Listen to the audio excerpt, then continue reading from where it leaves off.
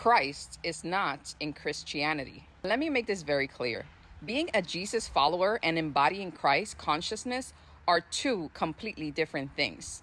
I actually find it hilarious that they built an entire religion under the name of a man who was against religion. The religious leaders of his time called him blasphemous because he was speaking spiritual truths that they couldn't control. And guess what Christians do with spiritual people today?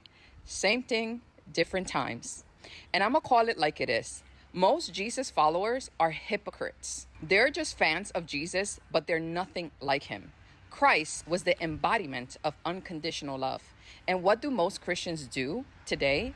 The complete opposite. They reject, they judge, they exclude people, they shame people.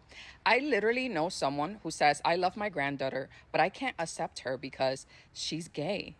And I'm like, let's be so for real. That's the complete opposite of Christ. Most Christians, they only follow Jesus because they are afraid of hell, not because they actually love his message or embody his teachings.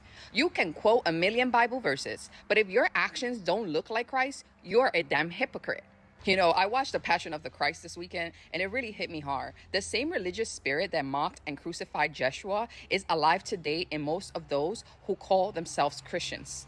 Because the truth is that religion is still trying to crucify the truth today. Yeshua didn't come to start a religion. He came to break the chains of religion. He came to awaken the kingdom within. He came to show us what unconditional love, acceptance, and what divine sovereignty actually looks like. And that message that he brought was so threatening, so uncontrollable, that the religious system couldn't stand it and still can't stand it today.